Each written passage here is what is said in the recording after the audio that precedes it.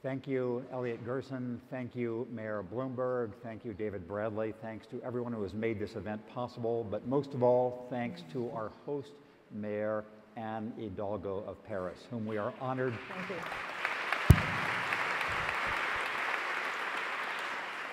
To have beginning our session here.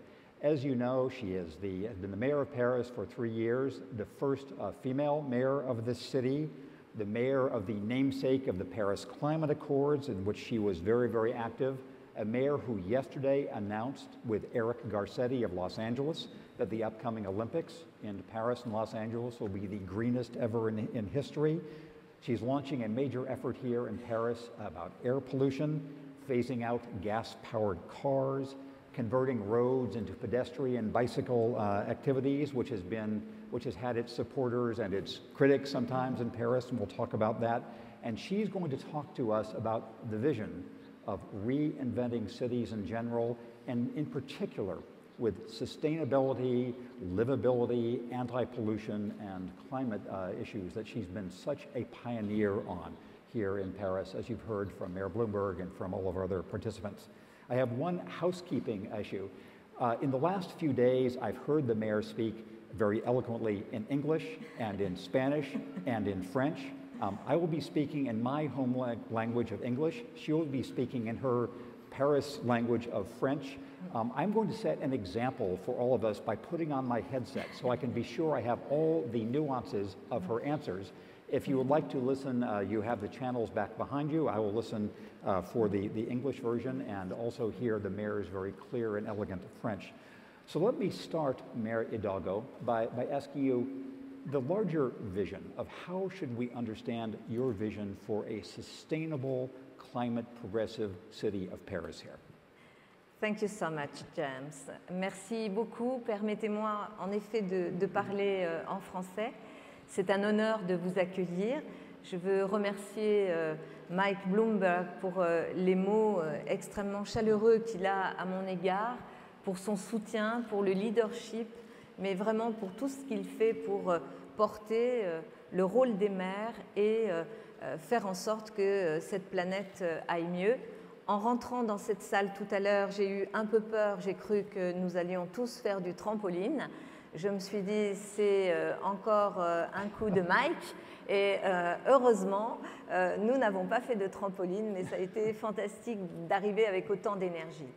Ma vision pour Paris comme ville qui doit redevenir une ville respirable pour ses habitants, qui doit devenir une ville d'opportunités économiques, d'opportunités de vie pour toutes et tous, une ville inclusive, est une vision qui, je crois, est partagée par beaucoup de maires pour leur propre ville, et notamment tous mes amis et collègues du C40.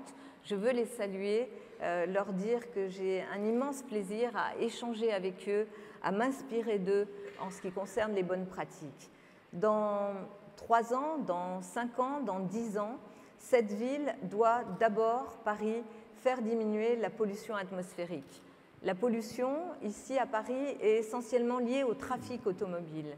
Et donc, un enjeu majeur pour nous est de réduire la place des voitures polluantes et d'ouvrir la ville, qui doit être une ville avec beaucoup de mobilité, comme toutes les grandes villes mondes. Nous devons ouvrir cette ville encore plus à toutes les innovations qui vont se faire en matière de transport. D'abord, les transports doux. Je pense bien sûr à la marche, je pense au vélo. Il faut savoir qu'à Paris, 9 Parisiens sur 10 n'utilisent pas la voiture pour aller travailler. 9 Parisiens sur 10 dans la ville.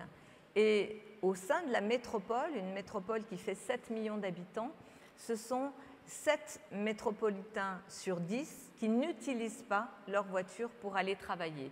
Nous avons la chance d'avoir un réseau de transport unique, mais bien sûr, il faut le renforcer pour qu'il puisse accueillir encore plus de passagers. Mais il y a chaque jour à Paris plus de 10 millions de voyages, pas de voyageurs, mais de voyages par jour qui sont effectués dans les transports en commun. Donc je veux appuyer sur ce point-là, même si les médias français me ramènent toujours à l'idée qu'il ne faudrait parler que du 1 sur 10 qui prend sa voiture. Mais moi, je veux parler des 9 sur 10 qui ne prennent pas leur voiture. Je pense que c'est très important. C'est un combat aujourd'hui, un combat y compris sur le terrain médiatique qui n'est pas simple, mais je sais que beaucoup de maires ici, nous le portons. Donc dans les années qui viennent, Paris est une ville qui aura moins de voitures polluantes, qui va faire appel à des modes, comme nous l'avons fait déjà, d'autopartage avec des véhicules électriques. Nous avons le système d'Autolib.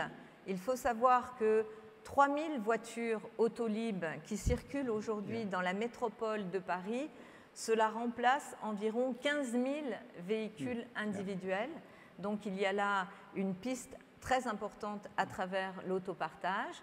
Nous allons avoir à partir de janvier le service de partage de vélos, mais qui va aussi s'ouvrir à l'électrique. Nous allons avoir 30% de vélos électriques dans le parc de Vélib, ces vélos que l'on peut louer en libre service et prendre à un endroit et le déposer à un autre. Mais nous allons avoir aussi dans les années qui viennent, bien sûr, des véhicules autonomes qui vont aussi apporter des solutions de fluidité à la mobilité en ville. Donc la pollution de l'air est un enjeu principal, mais bien sûr, comme toutes les grandes villes, la question de l'énergie, de l'utilisation des énergies renouvelables dans les bâtiments municipaux. Nous avons déjà commencé. Aujourd'hui, c'est 100% d'énergie renouvelable. Mais lorsque je donne ce chiffre pour Paris et les bâtiments municipaux, on le sait, cette énergie renouvelable, c'est de l'énergie renouvelable que nous achetons aux producteurs d'énergie qui s'engagent à nous donner cette énergie renouvelable. Je pense que nous sommes aujourd'hui dans une phase, dans une perspective, pas simplement à Paris, d'une plus grande décentralisation de la production d'énergie et de la consommation d'énergie. Je crois que l'enjeu pour nous va être de pouvoir produire cette énergie renouvelable et la consommer directement dans les bâtiments qui la produisent. Nous avons à Paris des possibilités très intéressantes de géothermie. Nous avons bien sûr le solaire, même s'il ne fait pas aussi beau qu'à Los Angeles, cher Eric Garcetti, mais nous avons quand même le soleil. Nous avons aussi l'énergie qui est liée à notre histoire et notamment au réseau des eaux sales qui passent sous la ville. Et nous avons la chance d'avoir un réseau incroyable qui a été construit au XIXe siècle et qui a été construit par des ingénieurs de génie, qui est un système d'eau usée qui nous permet bien sûr de maintenir propre cette ville, mais aussi aujourd'hui d'y faire passer la fibre optique pour toutes les nouvelles technologies, les nouvelles connexions, mais également d'utiliser la chaleur de ce réseau pour pouvoir chauffer ou rafraîchir des bâtiments. Et nous avons déjà des expériences d'une école, notamment à Paris, qui est chauffée grâce à ce réseau. Donc l'énergie de la ville, avec l'énergie du recyclable et du renouvelable, est aussi un enjeu majeur. Et puis cette ville, comme beaucoup de villes, je crois, et je vais finir là-dessus, doit être inclusive. Lorsqu'il y a une vingtaine d'années, une quinzaine d'années, on a commencé à voir les exemples de villes qui s'engageaient résolument dans l'écologie, dans la transition énergétique. On voyait des quartiers, par exemple dans le nord de l'Europe, des quartiers de ces villes qui étaient entièrement verts, entièrement écologiques. Et puis autour, c'était un autre monde. Aujourd'hui, je crois que les maires, nous partageons l'idée que nos villes doivent être inclusives, que les changements climatiques et les opportunités nouvelles doivent nous permettre également de faire profiter toute la population, y compris la population qui a moins de moyens, faire profiter toute cette population des bénéfices de la transition énergétique et de ces innovations qui nous permettent de vivre mieux. Et donc la ville doit être inclusive. Et je crois beaucoup que l'écologie, c'est aussi un humanisme. L'écologie, c'est de l'économie, puisque cela ouvre des marchés nouveaux, mais l'écologie, c'est aussi un humanisme. Et puisque nous n'avons pas de planète B, il nous faut apprendre à vivre ensemble. J'aime beaucoup cette phrase de Martin Luther King, le pasteur Martin Luther King, qui disait « Il vaut mieux vivre ensemble comme des frères que de mourir ensemble comme des idiots ». C'est quelque chose que j'essaye d'appliquer, notamment dans cette vision de la ville inclusive que je veux projeter.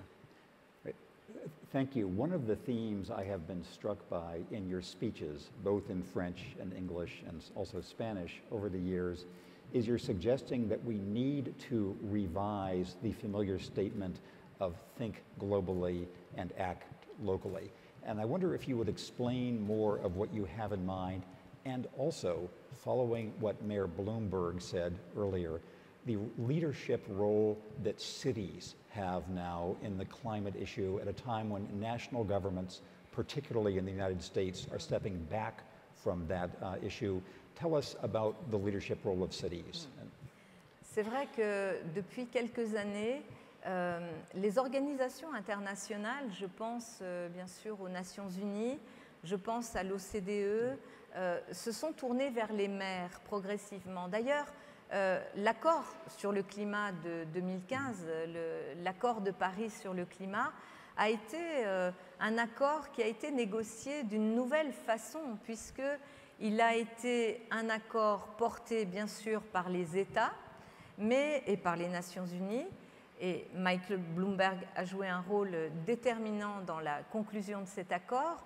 Et notamment, Michael Bloomberg a apporté l'idée que l'accord, s'il était possible, devait aussi être porté par les villes et par le secteur privé.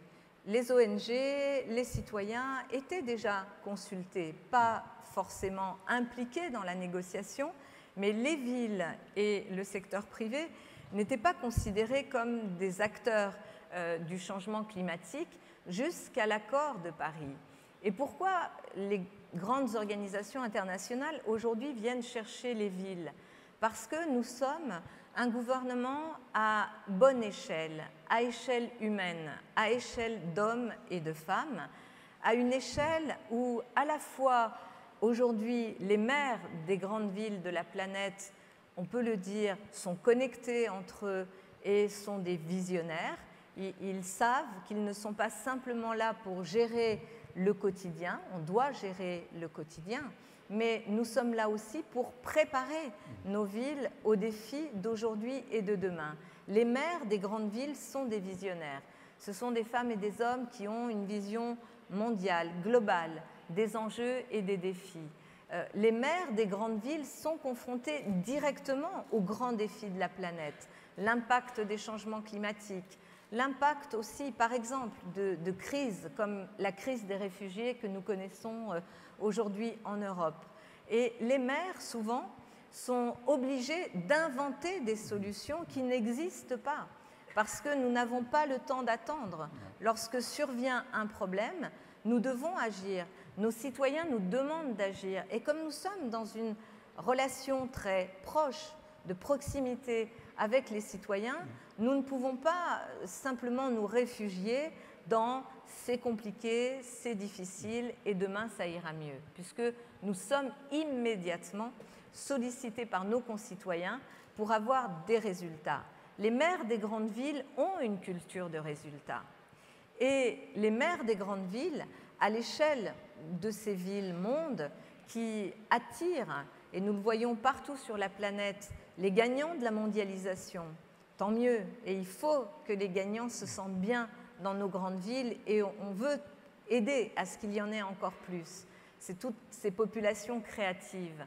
Mais nous attirons aussi, parce que ça va avec, les femmes et les hommes qui sont à la recherche de protection, qui sont à la recherche de situations meilleures ou qui sont en danger pour leur vie. Je pense aux réfugiés des guerres, mais aussi aux réfugiés climatiques. Et dans nos villes, nous avons ces deux populations qui cohabitent. Et je crois que nous avons les uns et les autres, les maires des grandes villes, une vision humaniste des choses. Nous savons très bien que si nous-mêmes, nous prônons la séparation, d'un côté les riches, de l'autre côté les pauvres, d'un côté les gagnants, de l'autre côté les perdants de la mondialisation, nous allons vers des affrontements, vers quelque chose qui n'est pas vivable. Nous allons vers des problèmes de violence qui ne sont bons pour personne, ni pour nos démocraties, ni pour l'économie, et bien sûr pour aucun d'entre nous. Donc, nous les maires, nous sommes dans une approche qui est globale, qui intègre l'humain, y compris dans ce qui pourrait sembler simplement des perspectives et des visions sur l'innovation et sur l'innovation technologique, et nous agissons. Mais aujourd'hui, je pense que ce principe qui avait été énoncé il y a déjà plusieurs années par le secrétaire général des Nations Unies, penser global, agir local, aujourd'hui, je pense qu'il y a une limite. Moi, je revendique qu'on pense local pour agir global.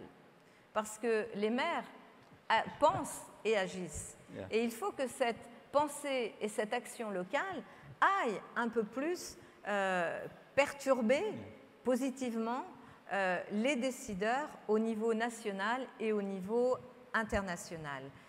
Et ce que l'on voit tout à fait aux États-Unis, le retrait de Donald Trump de l'accord de Paris est une catastrophe, c'est une erreur, c'est une faute vis-à-vis des citoyens de la planète que de considérer qu'il faut rester accroché à un monde carboné, qui est un monde qui ne sera pas vivable dans les années qui viennent, qui est un monde qui n'offrira pas de possibilités de vie, parce que c'est un monde qui génère de la pollution, parce qu'il faut arrêter d'être dans la prédation des ressources de la planète, et que l'humain, les êtres humains que nous sommes, sont intimement liés à cette planète.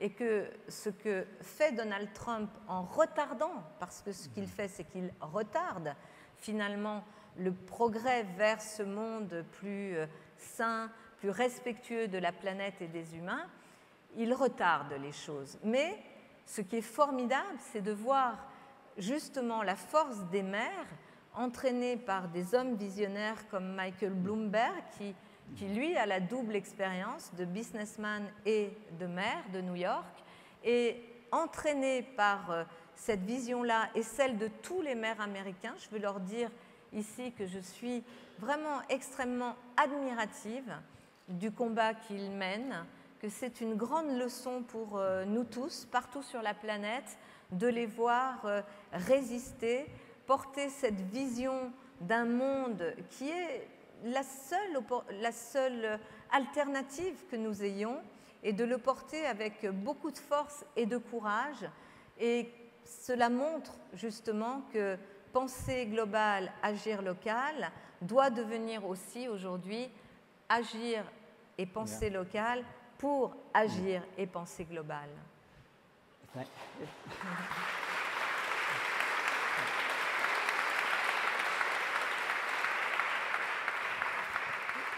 So, as you are aware, in the national politics of some nations, especially right now the United States, there is the idea that there's a direct trade-off, a direct conflict between business interests and climate interests and sustainability, even though renewable energy is so quickly growing, et cetera. And that was part of the logic behind Donald Trump's decision. You have stressed in your policies the cooperation you have with business interests in France and in Paris. Can you talk about the ways in which you have been able to cooperate with businesses here and the areas of conflict and how you have dealt with them when they have emerged? Oui, d'abord, c'est vrai que nous devons élaborer ces stratégies avec le secteur privé, avec les citoyens, avec les ONG, mais il y a des alliances à construire parce que ce que nous disons, nous les maires du C40, nous représentons 650 millions d'habitants, nous représentons 25% du PIB mondial, c'est-à-dire que nous sommes aujourd'hui aussi des acteurs qui jouent un rôle majeur dans l'économie. Beaucoup d'entreprises, beaucoup de CEOs ont compris que ce qui s'invente dans nos villes, c'est le monde de demain, et notamment parce que nous avons ces populations créatives, celles qui inventent, celles qui s'engagent énormément aujourd'hui. Je pense à tous ces jeunes, à Paris, mais dans toutes les grandes villes, nous avons des écosystèmes très favorables à l'émergence de start-up qui sont toutes engagées sur la question du climat et qui apportent des solutions nouvelles, très innovantes. Mais nous avons aussi ces populations fragiles qui, d'ailleurs, la fragilité de certains est aussi un moteur pour l'innovation et pour l'économie. Beaucoup des grandes innovations en matière de mobilité sont nées de l'attention que l'on a portée aux personnes à mobilité réduite, aux personnes en situation de handicap. Donc, dans nos villes, nous avons des espaces de création qui sont la création du monde d'aujourd'hui et de demain. Et donc, pour l'économie, pour les entreprises, nos villes sont des laboratoires, sont les laboratoires de ce qui va se passer ailleurs et plus tard. Et donc, beaucoup d'entreprises ont compris, beaucoup de chefs d'entreprise visionnaires ont compris que c'est en travaillant avec les grandes villes que l'on invente ce monde de demain. Je vous donne un exemple. Quand je n'étais pas encore maire, j'étais dans l'équipe municipale précédente, et lorsqu'on a eu cette idée de voitures en autopartage, de l'autopartage, mais électrique. J'avais été chargée par le précédent maire de travailler avec les entreprises puisque nous lancions un marché, une compétition pour avoir des propositions sur quelque chose qui était totalement nouveau, ça n'existait nulle part ailleurs. On a eu des équipes d'entreprises qui sont venues nous voir en nous disant « Non, non, votre proposition, ça ne marchera jamais, ça ne marchera jamais, laissez-nous vous dire comment ça va marcher et nous, on va vous proposer des voitures. Alors électriques, non, pas tout de suite, hein, parce que c'est quand même trop innovant. Et nous, on va vous proposer des voitures. Ah, vous voulez qu'on puisse laisser la voiture n'importe où dans Paris? Non, non, non, pas du tout. Non, non, non, ça ne va pas marcher. » Donc, un certain nombre d'entreprises venaient en voulant nous expliquer. Et nous partions de notre vie de citoyen, de notre usage de citoyen et de quoi on aurait besoin si existait ce service-là. Donc, on partait de notre besoin de citoyen. Je me souviens d'ailleurs, à un moment, des entreprises étaient venues me dire « Nous allons proposer des voitures 2 places ». J'ai dit « Mais le problème, par exemple, à Paris, c'est que nous voudrions que ces voitures puissent être utilisées par des familles. Donc 2 places, ça ne marchera pas. » Ils ont dit alors 3 places et 3 places devant. J'ai dit non, 3 places devant, ça veut dire que si vous avez un enfant de moins de 10 ans, il ne peut pas s'asseoir avec vous parce que c'est interdit d'asseoir un enfant de moins de 10 ans devant. Donc, ils ont dit ok, 4 places. Je leur ai dit mais attention, 4 places avec un coffre, parce que si on vise les familles et que vous ne mettez pas un coffre, on ne saura pas où mettre la poussette si on a des enfants en bas âge. Bon, c'était compliqué, mais nous, on leur apportait la vraie vie. Et la vraie vie, c'est aussi un marché économique. Donc, celui qui a gagné était le meilleur. Celui qui a vraiment compris qu'il valait mieux qu'il utilise notre expertise d'usager pour inventer le système qui correspondrait bien à ce que la population veut. Donc, il y a des coopérations possibles et les entreprises qui ont compris que le monde de demain est un monde décarboné, un monde dans lequel on est respectueux de la planète, sont vraiment avec nous. Et on l'a vu hier dans la réunion que nous avons faite, y compris beaucoup de constructeurs automobiles.